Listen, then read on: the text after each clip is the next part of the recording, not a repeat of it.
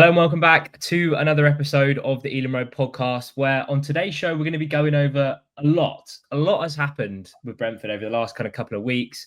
Obviously, we had Thomas Frank's departure. Keith Andrews has become the new head coach. We've had more departures, potential departures in Bryan Mbeumo. We're going to talk about him as well. Christian Norgaard's obviously left to go to Arsenal. We've had new investment. We've had incomings in Jordan Henderson and Antoni Milambo. We've had backroom staff confirmed. We've had so much, Craig, that we thought it would be the right time to jump on the pod and talk about everything. How are you doing?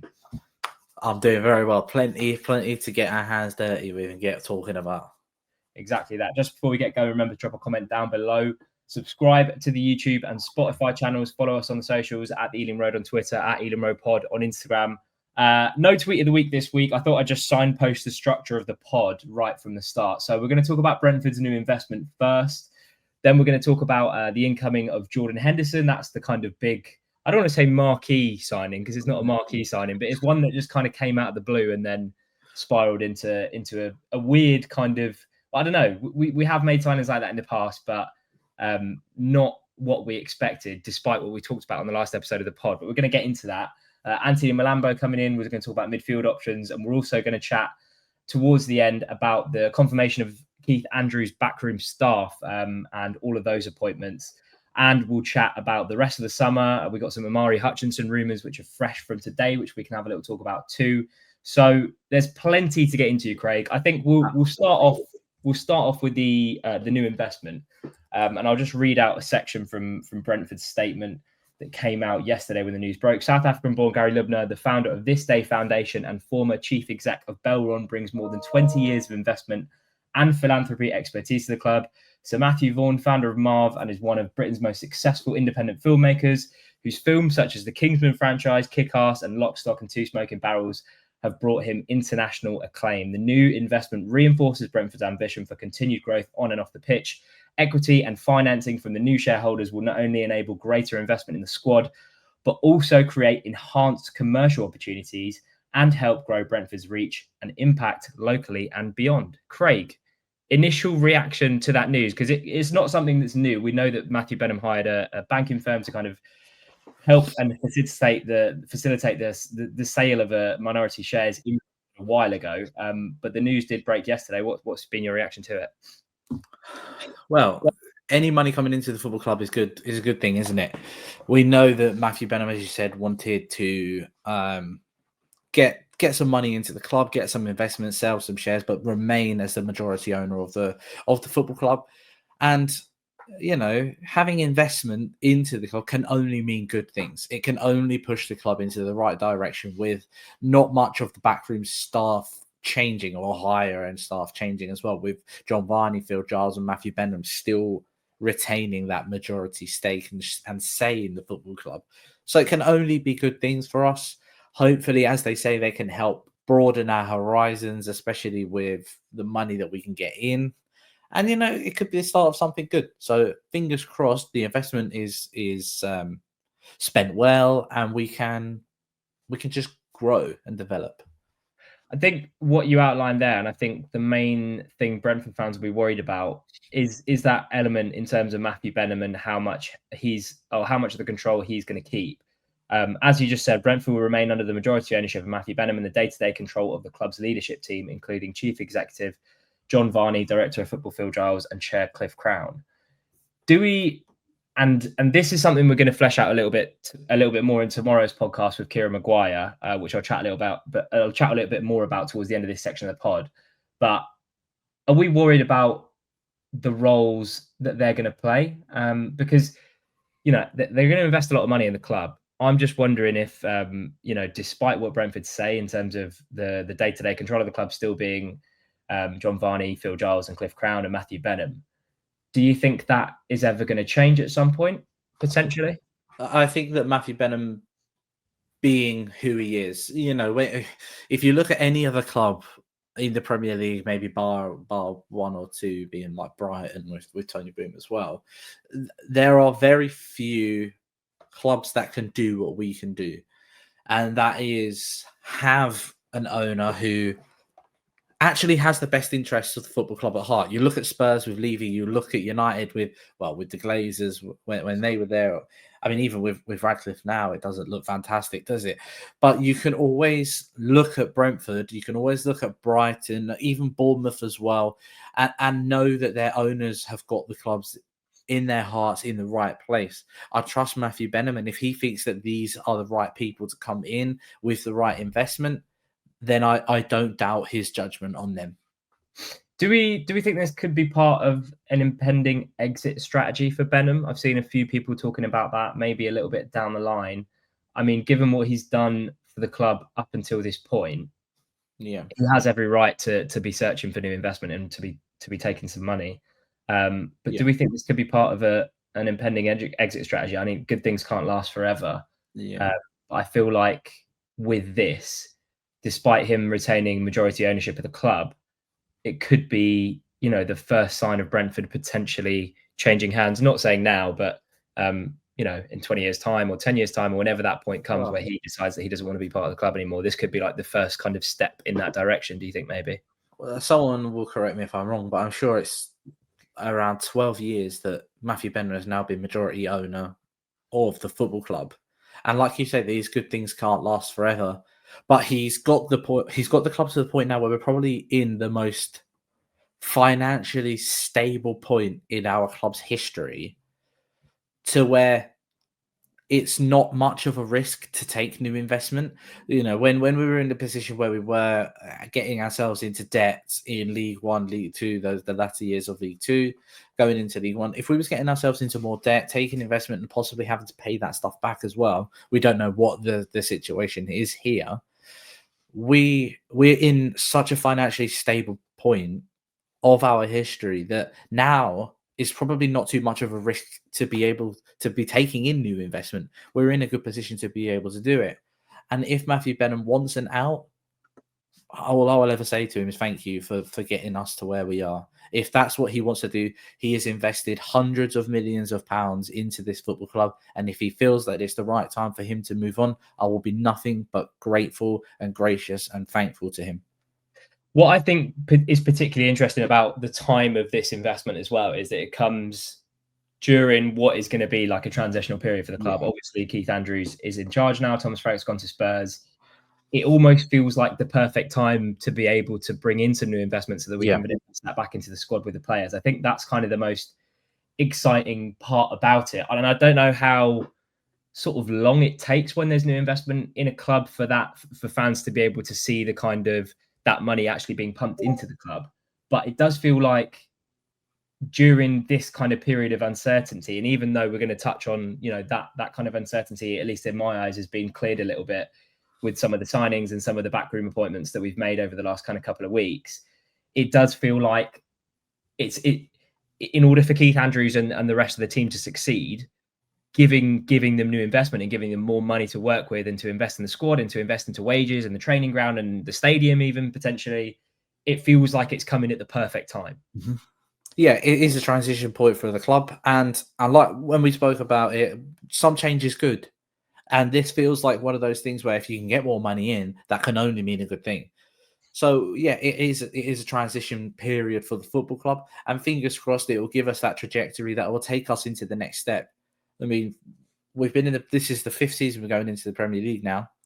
It's probably time for us to be looking to make that next step. And that next step is to be consistently pushing rather than being consistently stable in the Premier League, which is what we have been for the past 4 seasons. We have never looked like we've been in any trouble. It's the next step is to be consistently pushing. We need to be getting those top 10 finishes, getting those Conference League, hopefully, places if we can get lucky with 7th or 8th one season. You're getting me excited, Craig. I think that I've got as the last question of this section is, could this be the start of Brentford's push up the table? There's obviously a lot of unknowns with it. And that is the point where I'm going to plug the podcast that we're going to do with Kieran Maguire tomorrow. And we've put a little tweet out to kind of plug that. So if you've got any questions at all for Kieran Maguire, we're going to go into the ins and outs of it. But in terms of, I think one of the main things that I want to know from him is how long can we expect for us to actually be able to see this new investment? We recently bid I know that we bid 35 million for Amari Hutchinson, which would have been a club record fee, and that would slightly eclipse the signing of Igor Thiago. But those are figures that, you know, we're not kind of used to as Brentford fans, really. So what I want to know from him tomorrow is kind of, can we expect those kind of fees to be bandied about a bit more frequently, potentially? But yeah, if you've got any questions at all for Kieran Maguire, we're going to go into this whole kind of deal, what it means for Brentford, in a bit more depth tomorrow. So go find our tweet at the Ealing Road on Twitter, reply with questions, and I'll pop it in the running order, and we'll talk a little bit more about that in tomorrow's podcast. But we'll move on to on the pitch stuff. Craig, your thoughts on Jordan Henderson on the last episode of the podcast were funny. I tweeted them out. It came out of the blue. I mean, the higher ups must have been listening to the pod. Is one of the conclusions that Dan came to after I put that message in the WhatsApp chat. But have you changed your mind at all? Yes, based on the fact that I don't think he's actually going to be playing as much as what I necessarily thought when Dan threw his name around. Because I was on the down low of Norgard leaving to then having to think of his replacement as being Jordan Henderson felt like a sucker punch more than, you know, something which could be good. But when I watched the interview that Jordan Henderson did, and I read the post that Brentford did based about him with the quotes from Keith Andrews and the quotes from Phil Giles, I am given the impression that he is coming in as part of that senior leadership team that we're going to be having. And when you lose someone like Christian Norgard, you need to replace them. And I can't think of very many other examples in which we could have replaced him with someone who has won the Premier League, won the Champions League, won every competition which was probably available to him. He knows how to win. He has the experience. He's gone abroad, lived a little bit, and got the experience of football outside of England as well, outside of the Premier League. He knows the game. He knows the Premier League as well. I don't want him on the pitch. Mind, I don't really want him on the pitch. I'm happy for him to be part of that senior leadership team that we have at the football club, to be able to, you know, impart his wisdom onto the younger players, especially knowing that around him on the pitch, he would have Yarmo, he'd have Konak, he'd have Milambo, who's only 20. I know we're going to talk about him as well. He'd have, you know, Damsgaard, who's only getting better from what we saw last season. When you look around the team as well, when we're bringing in these younger players with Benjamin Fredericks as well, who will be behind him in defence. I feel terrible. I can't remember the goalkeeper's name, the young American lad. Yeah, I know the one you're on about. Julian Eystone. That's the one. His experience in the Premier League can only be a good thing. Now, one thing that I'm also happy about is Brentford players don't often get into the England squad, which means we will no longer see Jordan Henderson for England. So we've taken one for the team there, and I'm really happy, really happy about that as well. I don't know if you've seen that clip from Ben Foster's podcast that's been doing the rounds on Brentford Twitter.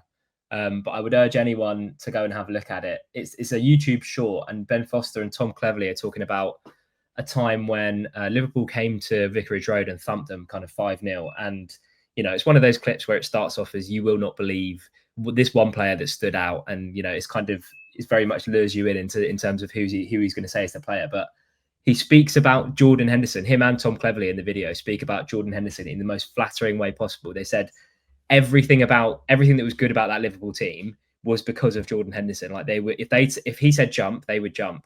He was so vocal on the pitch. And I think that's obviously, like, it is different. And we'll talk about whether it's going to be a direct replacement for Norgard, because I'm not sure it can be. But in terms of what he's going to bring in terms of leadership, mentality, experience at the highest level, like you said, he's won the Premier League, he's won the Champions League, the standards that he's going to set in training.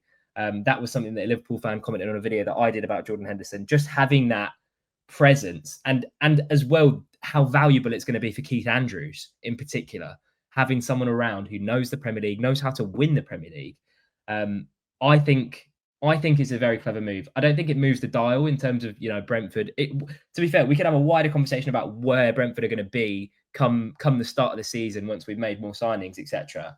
But I think it's a free transfer. Honestly, I think it's a win-win for me because we've got nothing to lose and everything to gain in terms of what he brings. Yeah. So if we had bought him, if we had paid for him, then I would be slightly more concerned at where we were investing our money in regards to across the pitch.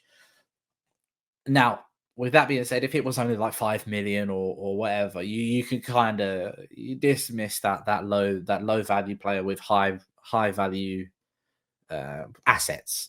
A low value player with a high value asset, which is exactly what he is because we signed him on a free anyway. If he can, I mean, even just from the little video that Brentford posted from the behind the scenes of him signing, there are clips of him training with the younger players already. And you can see in his body language, you can see in the way he talks to the younger players as well, that, yeah, it can only be a good thing for us.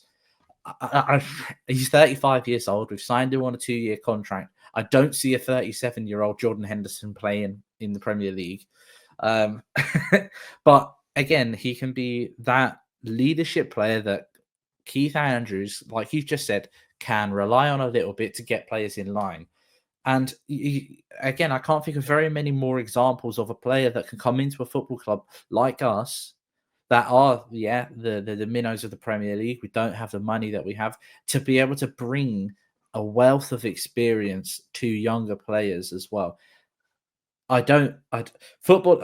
reaction was, it was a bit reactionary. Yes. And I was thinking more of the football side of things. I wasn't too happy about it because we all watched him play for England and we all watched him not do very well for England as well, especially recently. I think, I think the main question is, do we see him as a direct replacement for Norgard? Can he be that replacement at the age of 35? Leadership wise, yes. On the pitch, no. And I think leadership wise, in terms of those signings of that ilk that we've made in the past, your Ben Mees, Winston Reeds, Christian Eriksen to a certain extent, in terms of that kind of signing, there's an argument to be made that Jordan Henderson is cream of the crop because of the highest caliber for sure. The highest caliber because of what he's won, because of where he's been, because of the players and the managers that he's worked with.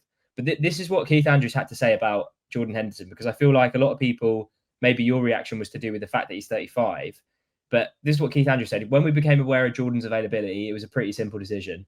We did our due diligence around his recent games to see where he is. He's still phenomenally fit and he's still phenomenally motivated to achieve things in the game, having already achieved a lot. So, and we know how Brentford work, right? When they make these signings, they'll be looking at the data, they'll be crunching the numbers. So they've obviously seen that maybe whilst he can't play 38 games in a season, 90 minutes every game, he still can do a job in there. I don't know. I don't know whether it is a straight swap for Norgard. I'm not sure it is. I think it might be. Maybe he starts in that 6 role at the start of the season with Yarmo next to him and Damsgaard in front of him. But then also what you've got to factor in, and I think it's key in terms of our decision making in terms of that midfield department for the rest of the summer, because we have the likes of Vitaly Janelt, Matthias Jensen, Fabio Carvalho, Konak, De Silva. Who I'm not sure we'll ever see play for Brentford again, but he's still at the squad. He's still at the club currently. Paris Magoma. Is it unrealistic to think we'll get another body in? And we've got Antoni Milambo. I just think having Henderson in there, it's not that he's going to start every game of the season. It's not that he might start at the start of the season, but as a way of kind of bringing someone like Fabio Carvalho into the team, Paris Magoma into the team, potentially Antoni Milambo into the team, having someone like Jordan Henderson there to learn from and to maybe get those minutes under his belt at the start and then kind of slowly feed the rest of the players in, like Brentford tend to do with some of our bigger signings like Keane Lewis-Potter, Kevin Schade, Mikael Damsgaard is another example. I think I'm not sure we're going to make any more signings in midfield. What do you think? It also depends on what Keith Andrews is going to do next season. We don't know what formation he's going to play yet. We don't know if he's going to. He obviously said that he's not going to try and change too much, but we might see slight tweaks. Like we know that when we played the bigger 6, this last season is probably not a fantastic example because we didn't really do it. With Thomas Frank, we played a lot more attacking, high pressing football. But we knew that when we played against the top 6 teams, we changed our formation to a 3-5 or a 5-3, depending on how you want to look at it, which meant we went for a more defensive outfit to have not as much of an offensive or an attacking output. Sorry, I'm not getting my words out right there. But what that means is if we was to revert back to doing that, yeah, Jordan Henderson's going to probably step in. He's going to then help Mbeumo, help Konak, help Milambo. But Milambo is obviously not a defensive midfielder. And when we're looking at the team, the players that you just named, okay, yes, Janelt, he is more of a defensive midfielder, but we've seen his attacking output as well. And we know what he can do higher up the pitch. But then you've got Mbeumo, who just kind of runs around like a headless chicken anyway. Jensen, Konak, Magoma, De Silva, Fab, those are attacking midfielders. Like Milambo is attacking midfielder. If we see someone come in, we may see a direct Norgard replacement come in, because I don't see Mbeumo being a out and out 6 for us next season. I don't see Janelt being out and out 6 for us next season, which means we are in a position where at the moment Jordan Henderson is our only out and out 6. I think it's such an interesting part of the rest of Brentford's summer plans, because it's going to be so interesting to see if we do make a signing in that area, or whether it's going to be Jordan Henderson from the start. Because like you just mentioned, a lot of those players are attacking players. So it's let us know in the comment section, please. Because if you think, I'm thinking it's unrealistic just because the amount of bodies that we've got in there already. I think they're maybe thinking, well, we've got Jordan Henderson here. He can do a job when we need him to, but we can also ease the likes of Konak, maybe Jensen, Carvalho. But like you said, they're more attacking. So it's a strange situation to be in that we the only out and out 6 you would say that we have at the club now is Jordan Henderson. Yeah. So you would think that you need another kind of defensive minded midfielder in there. Particularly, did you see the rumors about Janelt as well at some point? I thought I saw a rumor about Janelt potentially leaving, but I don't know how much truth there was in it. But I can't say I've seen anything about that. I can't say. What were you going to say? I don't know, Mike. You're taking it away from me. Shall we? But yeah, let us know in the comment section, because I think that's a particularly intriguing area of the pitch in terms of the rest of the business Brentford are going to do in this summer transfer window. But in terms of another incoming, on to Antoni Milambo, 20 years old, Champions League experience, highly coveted youngster in Europe. I found a stat that is lovely reading. Most recent midfielders with 4+ goal involvements as a teenager over a single Champions League campaign. Antoni Milambo has 4. Warren Zaire-Emery of PSG has 4. Jude Bellingham has 5. And Jude Bellingham has 4 again in the 21-22 season. That's not bad company, first of all. Sure. Second of all, are you happy with this signing? How much of a role do you see him playing this season potentially? Well, I think everyone can agree that this was quite a strange one, where for the longest time, the only source, the only reports of him signing for us was some random Dutch sports editor, sports journalist that seemed to have an in. Must have been pals of his agent or something like that. Like had an in, and that was the only source of information that you could find on this transfer for so long. And then all of a sudden, it starts to come out that this is going to happen. You know, Fabrizio Romano does his tweet, and all of a sudden, everybody knows it's going to happen. We've had our eyes on him for months. It wouldn't surprise me if we tried to sign him in January, but Feyenoord didn't really want to get rid of him at that point. We have a very, very clear structure on players that we want to sign. And he apparently fits that. And I don't doubt it. And he looks, I can't say I've watched too much of the Eredivisie over the last season. And I didn't watch very many Feyenoord games through the Champions League either. But I mean, if he follows the track record of players that we've got, like Bryan Mbeumo and Johan Wieser and Mikael Damsgaard and Nathan Collins and Keane Lewis Potter, that they're going to come in and flourish. And they might have a little bit of bedding in time. Every player has a little bit of bedding in time, and he's only 20 years old. I do see this as could be one of those, in 5 years' time, like we are with Bryan Mbeumo at the moment. We're looking at this going, okay, we need to cash in, make some big money on this player. I think something that was telling for me was that I think because you're right, the saga kind of was drawn out over a long period of time, and then I think when Thomas Frank left, it might have been thrown into a bit of doubt. But I read somewhere, maybe it was Sam in the Standard or in the Hounslow Herald, saying that Keith Andrews was instrumental in bringing him to the club after Frank had left, and they had several phone calls to actually smooth over the deal. Keith Andrews said, "I love the way Antoni plays, takes the ball and drives. He has the ability to go past players, and he's a goal threat too." And I think someone else told me, potentially I might have seen it on Twitter, that Brentford view him as more of an 8 than a 10, which is interesting again because we've got so many options in midfield, and it kind of just makes me think. I'm just baffled. I really, we're going to most seasons knowing kind of how we're going to look on the first game. But with all these options in midfield, you'd say the only ones that nailed on at the moment would be Mikael Damsgaard because of the season that he had.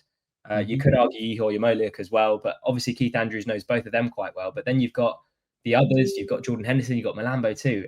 I'm just kind of scratching my head a little bit. If we were to start in a kind of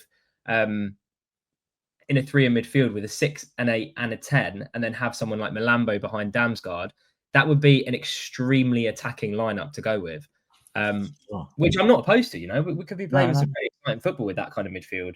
But yeah, there are just so many options in that kind of central area. It's just like I just think it's probably the most exciting part of the pitch. I know that we're going to talk about Amari Hutchinson and potentially a Bryan Mbeumo replacement a little bit later in the pod. But to me, this Brentford midfield, despite Norgard leaving, despite the gap that he's gonna leave behind him, I do think it's shaping up quite nicely with the options that we have. Yeah, I have to be honest. I don't see De Silva being, playing for us very much next season, if at all ever again. Unfortunately, I don't see Jensen getting very many minutes ahead of Damsgaard, ahead of Milambo, ahead of Mbeumo, who was playing a lot more before, ahead of him last season as well. And I don't know if that was due to injuries or what.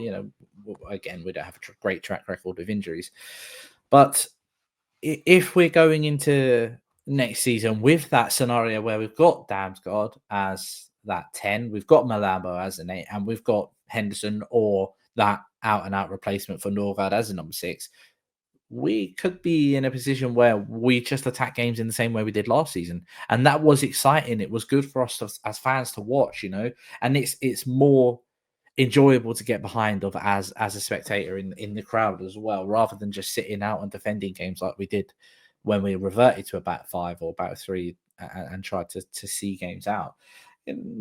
We don't know what Keith Andrews is going to do. Do you know what I mean? We haven't seen even any preseason games or anything like that yet. So give it time. I think that we'll know for sure once we get a few preseason games under the belt how we're going to line up and how we're going to move forward. But I do hope we go for that outgoing, exciting, attacking football that we've gotten used to this season.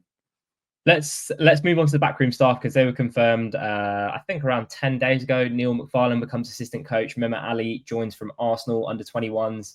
Martin Drury comes from Valencia. We had a chat about who we wanted to come in, whether we wanted some kind of Premier League proven assistant coaches to maybe assist Keith Andrews with his lack of experience. Do we like these appointments? We're going to go through each one individually, but just kind of on face value, when you saw the names, when you saw the people, when you saw that Sam Saunders is going to be taking over the B team as well, for example, did you like everything that you were seeing? So the Neil MacFarlane one is the one that made the most sense to me.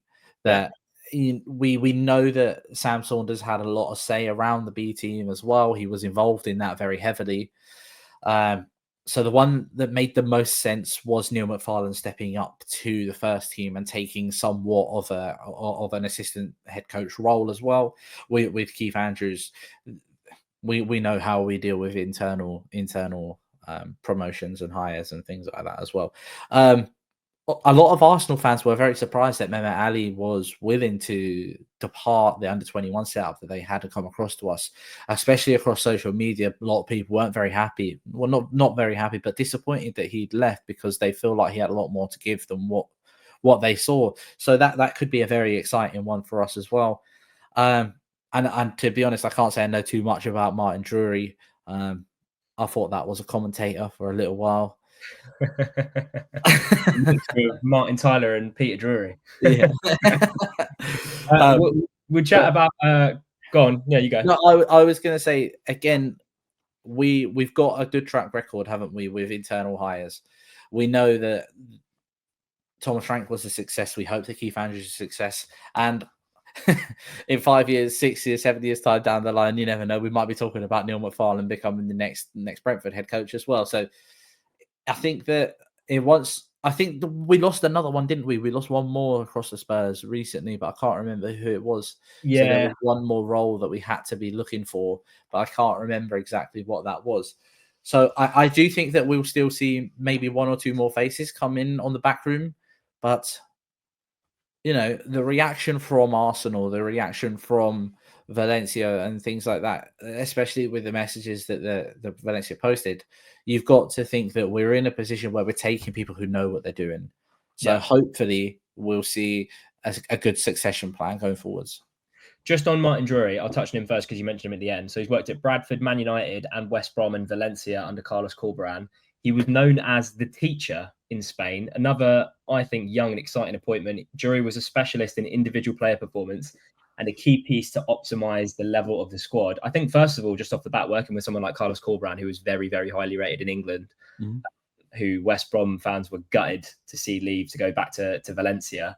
I think that's a very exciting appointment. Having worked in the UK at Bradford, at Man United, at West Brom, and then to kind of go somewhere else in Spain and learn under that kind of football and learn those kinds of methods, I think is good. But the one that makes the most sense and the one that we talked about first is MacFarlane. And he has kind of got that reward for all the good work that he's done with the B team over the years. They won the London Senior Cup in 21-22, Premier League Cup in the following season.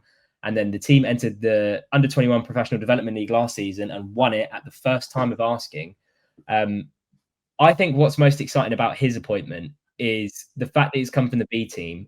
And one area that we have potentially criticised Thomas Frank for in the past is maybe being a little bit reluctant to kind of fully integrate members of the B team into the, or even give them a chance in games where they don't really matter. Someone like Romel Donovan, someone like Paris Mbeumo, who's recently graduated from the B team, obviously spent a season on loan at Bolton. But I think that's quite exciting. I wouldn't be surprised if we see quite a bit of Romel Donovan this year. But the focus on youth and just the fact that he knows the club with succession planning, again, in 20 years' time, we might be talking about Sam Saunders as the manager of Brentford, which I know a lot of Brentford fans will be very happy about. Oh yes, but it just makes sense, and it's exciting for the right reasons in terms of bringing through some B team players who have excelled in the past and are excelling now as well.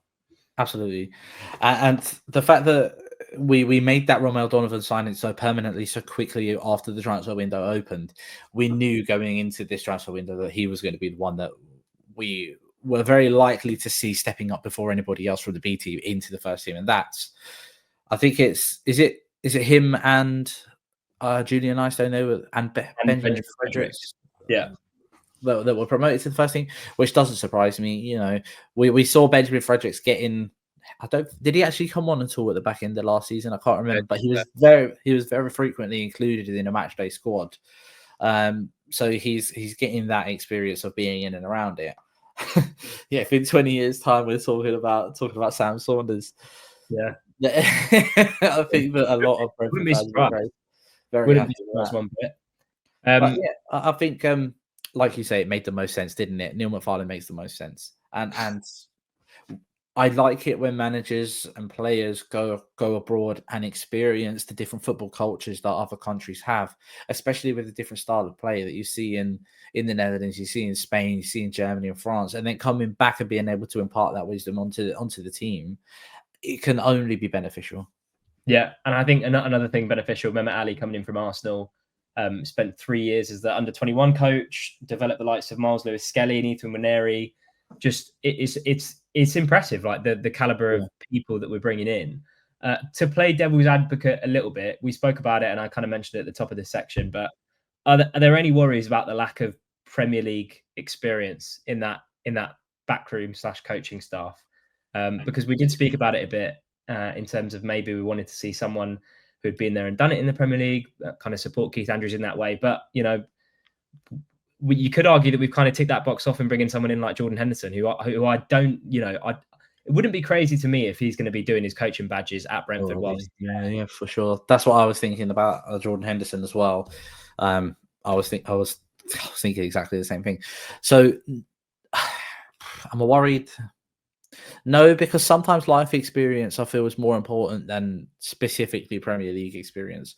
You talk about Martin Drury doing Man United, Bradford, and then going across to Spain and Valencia with Carlos Cobran. That life experience will probably help him more than specifically just Premier League experience. And you know what we was talking about, worrying about the Keith Andrews pool for players and things like that. Yeah, we didn't even think about backroom staff and who's going to want to work with him as their head coach. But we've managed to do it. We've managed to pull in 2 fantastic coaches from elsewhere. So I don't think that we have to worry about that. Like I said when we were speaking about it before, now you're thinking more about club pool than specific individual pool. We've been in the Premier League for 4 years, going into our 5th season. When we first came up, we would never have been able to get someone like Jordan Henderson, and it took us two seasons to get Christian Eriksen in as well.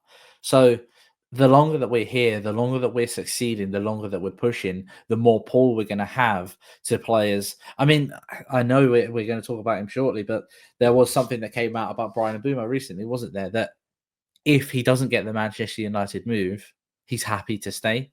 Yeah. And if we'd only been in the Premier League and we wasn't pushing forwards, I think we'd see players forcing a move out more than just being willing to take an extra season.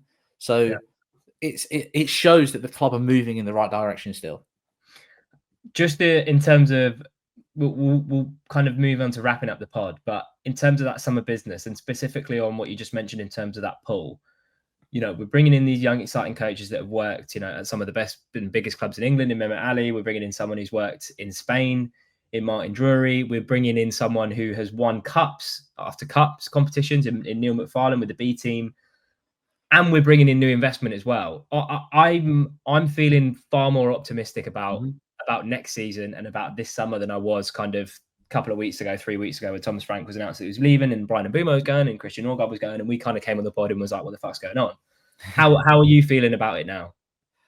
I feel like we was being dismantled at that time. It felt like we was being dismantled. Yes, we'd lost our captain, we lost our coach. It looked like we was losing our key forward player, but when you get Keith Andrews in, when you get the right coaches in, and then you get someone with the experience that Jordan Henderson has on the pitch and off of it as well, you start to see things coming together from different directions and different angles in ways in which we may not necessarily have thought about it as Brentford fans to begin with. But when you look at it at the wider picture, you can't just go out and get the best coaches and get the best players. When you're a club of our size, you have to be creative. You have to look for the niche. And I think that's what we've managed to do.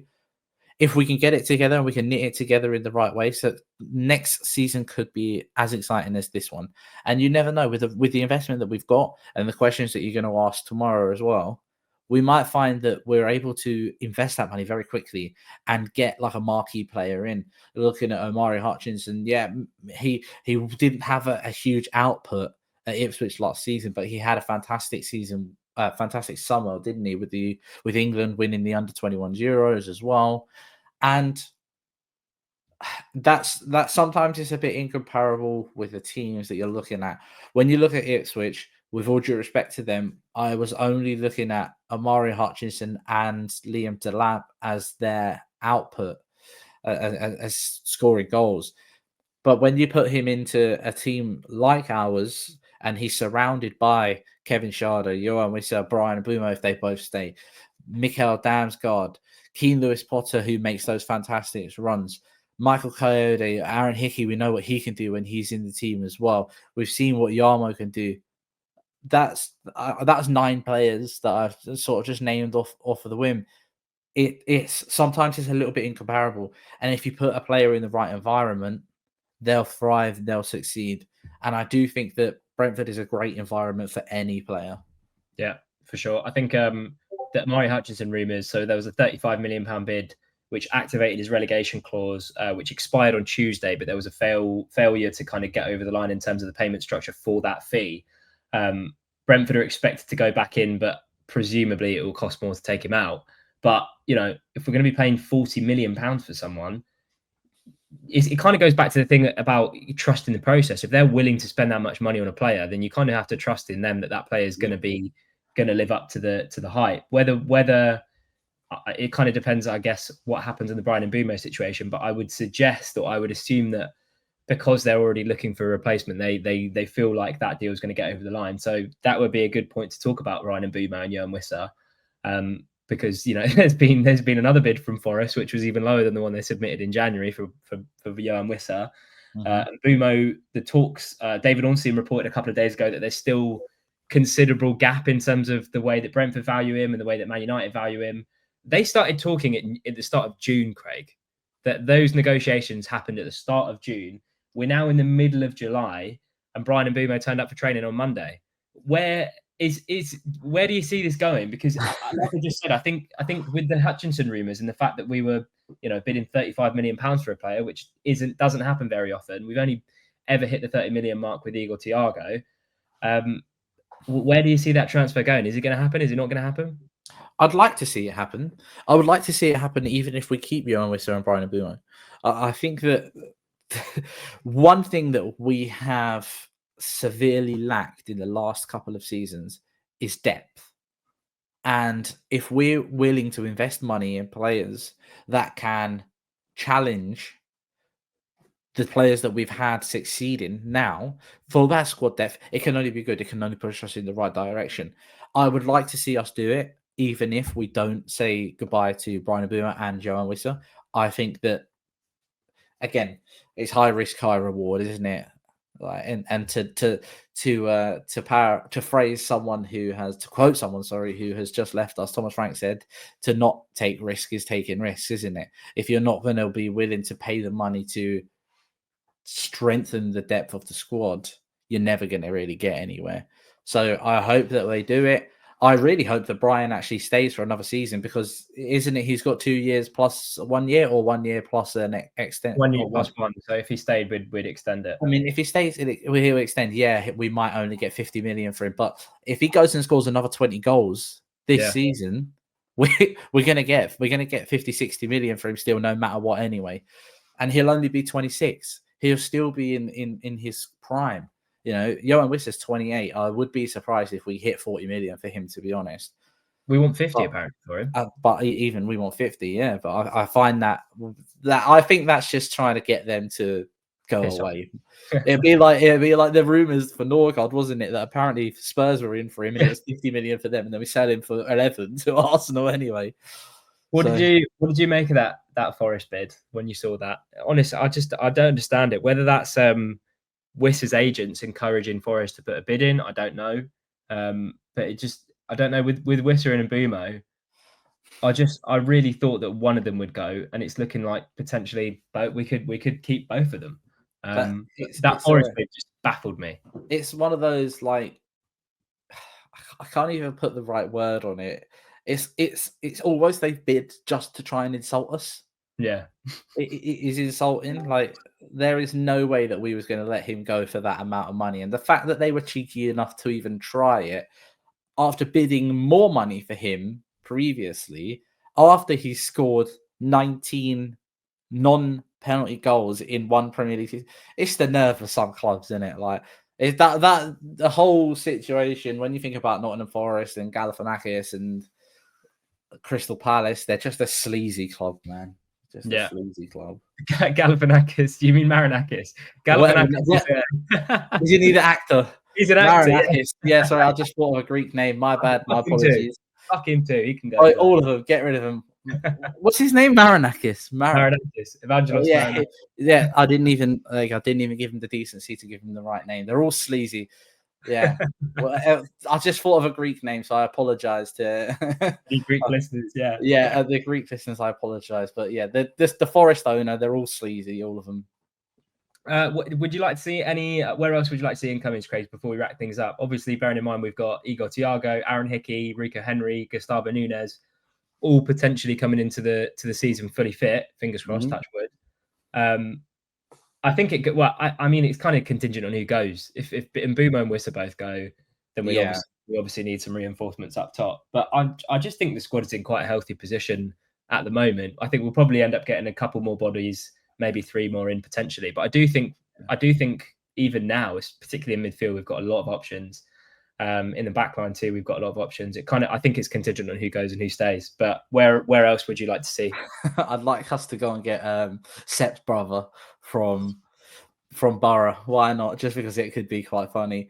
I think, Mike, you just hit the nail on the head there, mate. It depends on who goes, doesn't it? Because if we lose Bryan Mbeumo and or Yohan Wissa, we certainly need to strengthen in that forward line. But it really depends. Maybe another defensive midfielder, someone that Henderson can be the backup to, rather than be the backup to Henderson. So, yeah, an out 6 would be ideal. But it depends on who goes. It really, really depends on who goes this summer. And I hope that Bryan stays. I hope that Yohan Wissa stays. I hope that Janelt stays if there's rumours of him going as well. I hope we don't lose anybody. But football is football, and we're a selling club. And if we can get the right money for these players, then that's what we'll do. We'll go out and get the money for them. Can we call that another therapy session? I think that was very much more positive than the last couple of episodes. I think. Can we call that a therapy session? Yeah, I think so. Yeah, that was a regenerative session. Other than disrespecting an actor for no reason, which I apologise for. I think that would be a good point to round off the podcast then, Craig. If you haven't already watched a video on my personal channel where I kind of run through Thomas Frank's greatest moments as Brentford manager, go do so now. I forgot to plug that on the last episode, but that's live on my personal channel. The link for that video will be in the description of this one. And like I already mentioned in this episode, we're back tomorrow with a chat with Kieran Maguire, football finance expert and host of the Price of Football podcast, to kind of go through the new investment in a bit more detail. Who are the people that are invested in the club? What can we expect to see from that new investment? We're going to cover that all in tomorrow's video. And if you haven't already submitted a question, go and head over to our Twitter account, which is at the Ealing Road, and drop a comment below, and we'll try to get to as many as possible for that one. Just before we go, remember to drop a comment down below with everything that we've talked about in this episode. I feel like there's been so much to kind of get through. Subscribe to the YouTube and Spotify channels. Follow us on the socials at the Ealing Road on Twitter, at Ealing Road Pod on Instagram. Craig, an absolute pleasure, mate. Up the bees.